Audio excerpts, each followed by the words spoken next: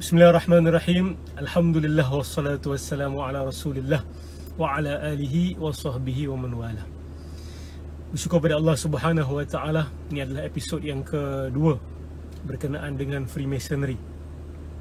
Baik, dalam episod ini saya akan bercakap berkenaan dengan Freemasonry, Batiniyah dan akidah wahdatul wujud. Saya akan menjelaskan bahawa gerakan Freemasonry ini adalah satu gerakan Batiniyah, dan seperti mana semua gerakan Batiniyah dalam sejarah manusia, mereka berpaksikan akidah wahdatul wujud. Kita mulakan, bismillah. Baik. Dalam Islam, dosa yang paling besar sekali dosa apa? Sebagai umat Islam, ini adalah satu perkara yang diketahui oleh semua, insya-Allah, ya. Bagi yang tak tahu, mungkin boleh belajar dan tanya ustaz, tanya ulama, kenapa dosa itu diletakkan yang paling tinggi sekali?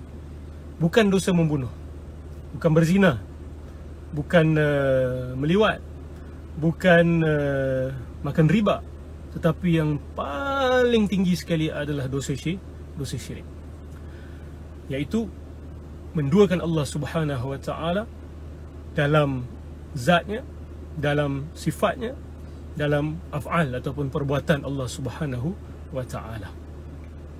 Kalau kita faham begitu, maka secara tidak langsung kita akan tahu bahawa musuh utama tauhid, musuh utama para nabi-nabi Allah Subhanahu wa taala yang menerima wahyu dan mengajarkan tauhid kepada manusia, tidak lain dan tidak bukan adalah penyokong-penyokong gerakan syirik. Sebab ini dua adalah aliran yang paling besar sebenarnya dalam dunia ni. Dia bukan komunisme lawan kapitalisme ataupun liberalism lawan konservatisme ke apa benda ke, bukan. Dua aliran yang paling besar sekali yang tidak pernah henti berbenturan sehinggalah hari kiamat nanti adalah satu, aliran tauhid, mengisbatkan kewujudan Tuhan, dan Tuhan itu munazzah, ya, bersifat tanzih. Allah Subhanahu wa taala bukan alam ini. Allah Subhanahu wa taala itu esa.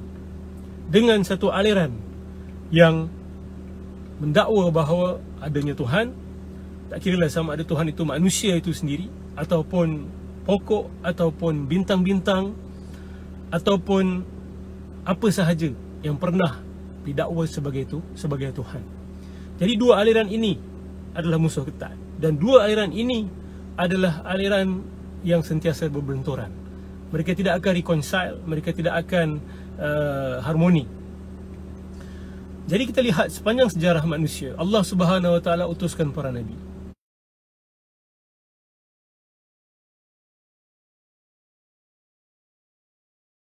Allah Subhanahu wa taala berfirman bahawa dalam setiap kampung ataupun setiap kota ataupun setiap masyarakat itu, Allah Subhanahu wa taala utuskan seorang nazir.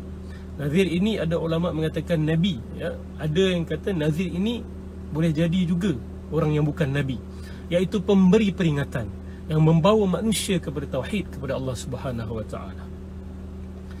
Jadi Allah Subhanahu wa taala hantarkan para nabi-nabi ini, dan ada kalanya para nabi-nabi ini mendapat kemenangan. Dan berlaku beberapa kali dalam sejarah manusia bahawa para nabi-nabi ini yang menyeru manusia kepada tauhid, dalam masa yang sama mereka berjaya menubuhkan sebuah kerajaan, atau paling tidak pun dakwah mereka menang mengatasi aliran syirik itu. Akhirnya orang berbondong-bondong meninggalkan kesyirikan dan bersaksi bahawa tiada Tuhan melainkan Tuhan yang satu, Allah Subhanahu wa taala. Kita lihat itu berlaku di zaman Nabi Sulaiman. Kita lihat itu berlaku di zaman Nabi Daud sebelum itu. Kita lihat itu berlaku di zaman Nabi Muhammad sallallahu alaihi wasallam dan nabi-nabi yang lain. Walaupun sebahagian mereka tidak mendapat pemerintahan, tidak mendapat kuasa keduniaan, tetapi mereka berjaya menyebarkan tauhid dan berjaya mengurangkan orang-orang yang menisbahkan diri mereka kepada syirik. Namun sudah tentu musuh ketat ni dia tidak akan menyerah kalah semudah itu. Mereka sudah kalah secara militeri ya, dalam beberapa fasa sejarah yang tertentu. Mereka mengakui mereka telah kalah untuk mendapatkan penganut-penganut baru. Sebab bila lawan dengan tauhid memang tak boleh menang. Jadi sebahagian di antara mereka mungkin diilhamkan oleh syaitan, ataupun mungkin diilhamkan oleh was-was nafsu mereka sendiri, membawa satu strategi baru, iaitu apa kata kita berlakon sahaja masuk dalam agama tauhid. Kiralah tauhid yang dibawa oleh Nabi Muhammad SAW, yang dibawa oleh Nabi Isa, yang dibawa oleh Nabi Musa. Mereka kata kita berlakon masuk agama tauhid. Kita berlakon seolah-olah kita ini adalah sebahagian daripada mereka, dan kita cuba kuasai bidang-bidang keilmuan mereka semampu kita. Kemudian kita takwilkan nas-nas asasi agama mereka itu dengan pentakwilan yang menyeleweng, yang palsu. Lihat mereka tak nafikan Quran, mereka tak nafikan sunnah, mereka tak nafikan Bible, mereka tak Injil yang asal, mereka tidak nafikan Taurat. Tetapi mereka menafikan makna zahir ayat-ayat tersebut. Dan mereka membawa satu bentuk takwilan yang bercanggahan 180 darjah dengan kandungan sebenar ayat-ayat yang diwahyukan oleh Allah Subhanahu Wa Taala. Maksud saya adalah Injil yang asal, Taurat yang asal, Zabur yang asal ya. Bukan Bible, bukan Old Testament, New Testament hari ini. Bukan Psalms of David hari ini. Jadi mereka berjaya untuk menubuhkan beberapa perkumpulan sepanjang sejarah. Contoh gerakan Karamitah, contoh gerakan Hasyashin ya. Contoh gerakan Ismailiyah. Kalau di barat pula gerakan seperti The Knights Templars ya. Knights Templars fasa kedua, bukan yang pertama. Pertama tu mungkin mereka ikhlas nak memperjuangkan agama Kristian, tetapi ada sesuatu berlaku kepada mereka sehingga mereka meninggalkan agama Kristian dan adopt Kabbalah dan aliran-aliran batiniah tersebut ya. Aliran batiniah di kalangan orang Kristian. Timbullah kumpulan seperti Rosicrucianism ya, Rosicrucian, yang juga sebagai ayah ataupun atuk kepada gerakan Freemasonry. Dan ya, of course termasuk Freemasonry juga gerakan Illuminati dan sebagainya. Ini semuanya adalah gerakan batiniah. Dan seperti saya kata tadi, gerakan batiniah ini tujuan utamanya adalah untuk menyelamatkan syirik, menyeludup masuk syirik ke dalam aliran tauhid. Saya nak tanya, apakah kaitan sebenarnya di antara wahdatul wujud dengan syirik? Orang yang mempromosikan syirik ini, yang mendakwahkan syirik ini, mereka juga memerlukan justifikasi ataupun alasan-alasan yang berbentuk falsafah. Macam mana seseorang manusia itu ingin membuktikan dan berhujah bahawa matahari itu adalah Tuhan, pokok adalah Tuhan, ataupun lembu adalah Tuhan, ataupun tikus adalah Tuhan? Sudah tentu kenyataan seperti itu akan ditolak oleh fitrah manusia. Maka antara jalan ataupun strategi mereka membawa satu falsafah yang nampak macam deep tapi acah-acah deep, sehingga orang yang tidak ada background ataupun latar belakang falsafah akan termakan. Oh, rupanya kita tak faham. Oh, rupanya ada falsafah yang dalam di sebaliknya. Bagi siapa yang tengok movie The Message kan, ketika scene Ja'far bin Abi Talib berhujah dengan Najasyi kan, Ja'far kata orang musyrikin ni mereka sembah berhala. Tapi orang musyrikin yang ada dalam istana tersebut menyangkal, mengatakan bahawa penyembahan kami kepada berhala ini telah disalahfahami. Kami bukan sembah batu tersebut, tapi kami menyembah roh yang menyerap di dalam patung tersebut. Kan? Jadi lihat, mereka cuba nak justifikasikan dengan kenyataan-kenyataan philosophical ya. That sounds philosophical. It may not even be philosophical, it may not even be valid ya. It's not valid pun. Jadi antara alasan untuk menjustifikasi syirik sebenarnya, kalau nak tahu, adalah falsafah wahdatul wujud itu sendiri. Dan kalau tak percaya, kita tengok di India sekarang ini, sudah tentu mereka masih meneruskan aliran kesyirikan mereka. Dan kalau tanya kepada orang-orang yang tahap tinggi di kalangan agamawan mereka, mereka akan sebut istilah yang dipanggil sebagai pantheism, ya. Jadi pantheism itu sebenarnya sebagai batu asas kepada sebahagian aliran syirik. Saya kata sebahagian, tetapi nampak gaya macam kebanyakan aliran syirik ni paling tidak pun mereka akan kembali kepada wahdatul wujud. Sebab apa? Mereka gunakan wahdatul wujud itu sebagai justifikasi. Ia begini. Baik, bagi siapa yang tak faham wahdatul wujud ini, saya permudahkan ya. Wahdatul wujud ni mendakwa, aliran wahdatul wujud mendakwa bahawa tidak ada yang wujud kecuali Allah Subhanahu Wa Taala, ataupun tidak ada yang wujud kecuali Tuhan. Maka yang kita nampak ni apa? Saya apa? Pokok itu apa? Burung itu apa? Mereka kata itu semua adalah manifestasi Tuhan ataupun penjelmaan Tuhan. Tetapi bukan penjelmaan keseluruhan Tuhan. Samalah macam tangan saya ini, dia bukan saya, tetapi dia juga bukan saya. La huwa wala hiya ghairu. Kan? Dia bukan saya dan dia juga bukan saya. Maka mereka kata alam ini ataupun pokok, kita ambil secara khusus, pokok itu bukan Allah secara sepenuhnya, tetapi pokok itu juga bukan selain Allah. Dia memang bila dengar first time tu macam pening, tapi sebenarnya tak adalah pening sangat. Dia tak susah sangat, cuma jarang kita dengar. Jadi golongan wahdatul wujud ni mendakwa bahawa penyembah-penyembah berhala ni, mereka sebenarnya memilih satu bentuk pentajallian ataupun satu bentuk manifestasi pengzahiran Tuhan.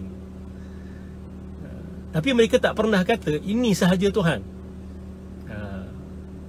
Bagi orang yang faham pantheism ni atau wahdatul wujud ni, mereka sembah pokok. Mereka tak kata pokok inilah segala-galanya Tuhan. Mereka kata pokok ini adalah penjelmaan Tuhan yang mereka pilih untuk sembah. Sebab tu mereka tak nafi orang lain yang sembah harimau ke, sembah bintang ke. Sebab mereka kata mereka juga menyembah salah satu tajalli Tuhan. Jadi apa pandangan golongan wahdatul wujud ni dengan dakwah para Nabi? Mereka kata, ini saya jelaskan daripada kitab Fususul Hikam Ibn Arabi, ya. Dia salah seorang kepala yang menyebar luaskan gerakan Batiniyah dalam aliran Islam, yang selama ini mendakwa sebagai Khatamul Awliya ataupun ialah seorang wali besar, bahkan diterima oleh ramai umat Islam bahawa dia seorang wali besar, tapi sebenarnya adalah seorang kepala gerakan Batiniyah yang cuba untuk menyuntik kesyirikan dalam tauhid umat Islam. Saya ada bukti, ya. Kita rujuk kepada kitab Fususul Hikam ni. Banyak kalam-kalam yang mempertahankan kesyirikan orang-orang yang menyembah berhala. Dia mendakwa begini. Dia kata orang-orang yang mengkhususkan Tuhan hanya kepada satu-satu objek, mereka juga tidak betul secara sepenuhnya, tapi mereka juga tidak salah secara sepenuhnya. Dan golongan para Nabi yang membawa kepada tauhid, iaitu Tuhan ni bukan alam ini, bukan pokok, bukan batu, bukan matahari secara individu, mereka juga betul, tetapi mereka tidak betul sepenuhnya. Dan mereka juga salah tetapi tidak salah sepenuhnya. Jadi pada pandangan orang-orang wahdatul wujud seperti Ibn Arabi, dakwah para Nabi tidak sempurna, dan akidah golongan musyrikun juga tidak salah sepenuhnya. Dia salahkan kedua-dua sekali. Bagi siapa yang nak in denial, itu hak awak. Tetapi saya ajak tengok apa dia tulis, tengok apa dia cakap. Dan aliran yang dia bawa ni bukan aliran baru, bukan aliran para awliya, tetapi aliran orang-orang yang menyebarkan kesyirikan sepanjang sejarah manusia. Dan saya berani mengatakan bahawa Nabi Muhammad sallallahu alaihi wasallam dan para nabi-nabi Allah Subhanahu wa taala tidak ada yang mengajarkan wahdatul wujud. Yang tetap mengajarkan wahdatul wujud sepanjang sejarah manusia adalah kepala-kepala yang menyeru manusia kepada kesyirikan. InsyaAllah dalam sesi-sesi yang akan datang saya akan kongsikan. It is alien to wahyu, but it is the basis of syirik sebenarnya. Jadi kita terkejut bila kita dapati bahawa macam mana benda ni boleh masuk dalam tauhid. Adalah menggunakan teknik takwil. Agama ni ada zahir, ada batin, dan batinnya itu hanya orang tertentu saja yang faham, dan batinnya itu bertentangan dengan zahirnya. Walaupun mereka dakwa tak bertentangan, kamu yang tak faham. Mereka suka kata orang lain tak faham. Mereka ada kebiadaban tertentu sebenarnya. Jadi orang yang tak berfikir, ulah saya lembab, saya tak faham, kan, dia pula tunjukkan seolah-olah macam dia berilmu. Jadi orang yang tidak ada defense mechanism yang kuat akan senang kata, oh ya, saya jahil, saya bodoh, awak tahu sesuatu yang saya tidak tahu. Certain things, tapi jangan sampai awak tak mengaku, jangan sampai awak mengaku awak tak tahu asas agama awak sendiri. Kita diajar bahawa Allah adalah Allah, alam adalah alam. Alam ni tidak ada kena-mengena dengan zat Allah Subhanahu Wa Taala. Macam mana awak boleh reconcile, boleh cuba nak harmonikan dengan yang mengatakan bahawa tidak ada yang wujud kecuali Allah? Alam ini pun adalah Allah. Tapi tak boleh kata pokok tu Allah, matahari tu Allah, sebab tu salah satu daripada manifestasi Allah. Macam mana kita nak reconcile kan, ataupun gabungkan antara fahaman tersebut dengan akidah tauhid? Antara caranya adalah dengan hidup berpegang pada dua akidah. Ini cognitive dissonance. Percaya satu, lepas tu orang cakap benda lain, terima juga, padahal dua perkara ini bercanggahan. Ini masalah umat Islam. Kita ada tanaqud, mutanaqid dekat dalam akal fikiran kita. Sebab tu nak bergerak tu tak boleh, tak kuat sangat. Kita ada tauhid dan kita ada unsur-unsur kesyirikan dalam kepercayaan kita. Jadi kita lihat jelas wahdatul wujud ni menjadi satu alasan ataupun hujah untuk mempertahankan kesyirikan. Jadi orang yang sembah batu, orang yang sembah matahari, orang yang sembah tikus, mereka itu dianggap sebagai menyembah salah satu daripada tajalli ataupun penzahiran ataupun manifestation ataupun emanation file Allah Subhanahu Wa Taala. Tajuknya adalah berkenaan Freemasonry, Batiniyah dan juga wahdatul wujud. Sekarang ni kita lihat, betul ke Freemasonry ni beriktikadkan dengan iktikad wahdatul wujud? Jangan terkejut.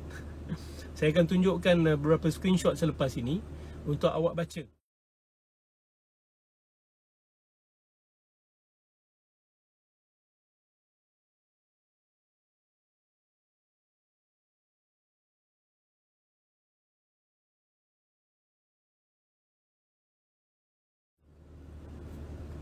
Bagaimana pula dengan sebahagian umat Islam yang menyertai gerakan Freemasonry, seperti Jamaluddin Afghani, seperti Muhammad Abduh?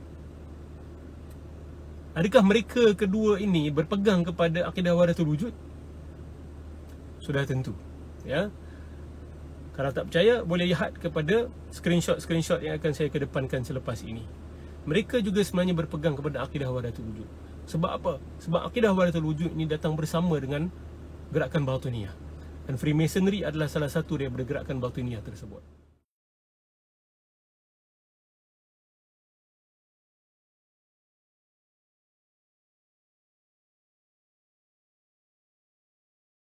Namun jangan terperanjat, teman-teman sekalian. Akidah wahdatul wujud ini dalam gerakan-gerakan Batiniyah ini, seperti Freemasonry, Illuminati, Sufi Batini, bukanlah sebenarnya akidah yang tertinggi. Kerana hakikatnya mereka tahu bahawa wahdatul wujud itu tidak benar. It's just a decoy yang mereka buat untuk justify syirik. Hakikatnya di sana ada satu makhluk yang ingin juga disembah, yang tujuan hidup dia adalah untuk menyesatkan manusia daripada agama tauhid dan memastikan bahawa manusia masuk ke dalam neraka Allah Subhanahu Wa Taala. Siapakah makhluk tersebut? Tak lain tak bukan adalah iblis laknatullah alaih. Kalau kita buka surah tu Nuh, kita buka tafsir ni, ada berkenaan dengan 5 nama yang ada dalam surah tersebut. Wad, Suwa', Ya'uq, Yaghuth, Nasr. 5 nama ini yang boleh dikatakan sebagai antara berhala-berhala pertama dalam sejarah manusia. Mereka adalah orang-orang soleh, ya? Orang-orang soleh yang disayangi oleh masyarakat mereka, mereka meninggal dunia, maka syaitan datang kepada kaum mereka mengatakan bahawa kamu sebenarnya tak perlu lupakan mereka. Saya boleh ajarkan kamu bagaimana kamu boleh ingat mereka sampai bila-bila, supaya kamu dapat ingat kebaikan mereka dan supaya kamu dapat ikut kebaikan mereka buat. Akhirnya syaitan cadangkan buat patung. Dan buat patung, generasi yang pertama faham lagi bahawa patung tu bukan Tuhan. Tetapi sampai kepada generasi yang selepas itu, mereka dah tak tahulah. Mereka confused dan keliru, menganggap bahawa mungkin patung-patung ini adalah Tuhan, maka mereka mula menyembah patung-patung tersebut. Jadi kita lihat, antara yang menanam benih syirik adalah siapa? Iblis itu sendiri. Ya, iblis itu sendiri. Dia nak kita jatuh syirik kepada Allah Subhanahu wa taala. Jadi, nampak? Di sini ada syaitan. Syaitan tahu wahdatul wujud tidak benar. Syaitan tahu Allah, alam. Dan kalau betul wahdatul wujud itu benar, maka syaitan juga adalah salah satu tajalli Allah Subhanahu wa taala. Nabi Muhammad SAW juga adalah salah satu tajalli Allah Subhanahu wa taala. Dan jangan terkejut, Ibn Arabi dalam kitab-kitabnya ada menyatakan perkara tersebut, bahawa yang membawa sifat-sifat Allah Subhanahu wa taala secara sempurna adalah hakikah Muhammadiyah. Bukan Allah, tetapi hakikah Muhammadiyah yang membawa sifat-sifat Allah Subhanahu wa taala dengan lebih sempurna daripada apa yang dinamakan sebagai Allah itu sendiri. Boleh rujuk kepada pembentangan saya berkenaan dengan Ibn Arabi. Jadi iblis tahu wahdatul wujud tidak benar. Tapi kenapa dia kedepankan wahdatul wujud? Untuk mengelirukan manusia. Jadi apakah akidah sebenar golongan seperti Freemason ni? Tak lain dan tak bukan, mereka sebenarnya adalah menyembah iblis laknatullah alaih. Ustaz Noor ni dah over sangat dah ni, kan? Tapi kalau ada bukti, kita nak buat macam mana? Pahit macam mana pun kita kena telan. Sila lihat kepada screenshot selepas ini.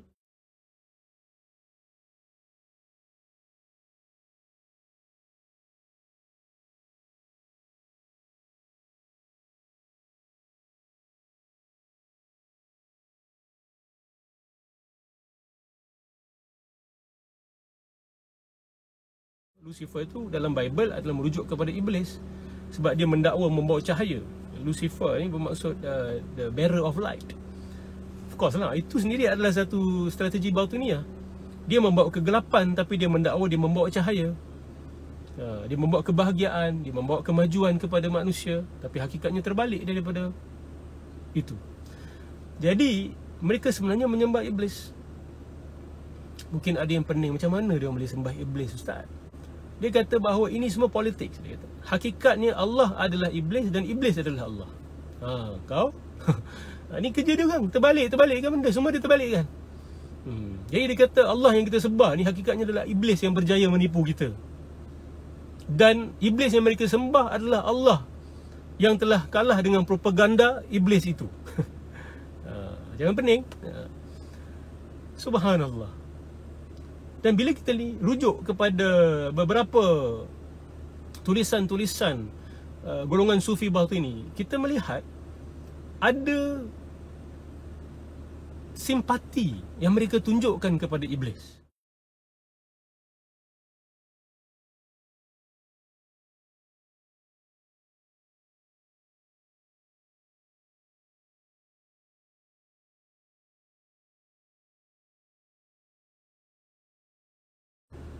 Dan saya kedepankan tukilan-tukilan tersebut untuk membuktikan bahawa memang ada penulisan-penulisan yang seolah-olah membuatkan kita memandang iblis dengan pandangan yang berbeza.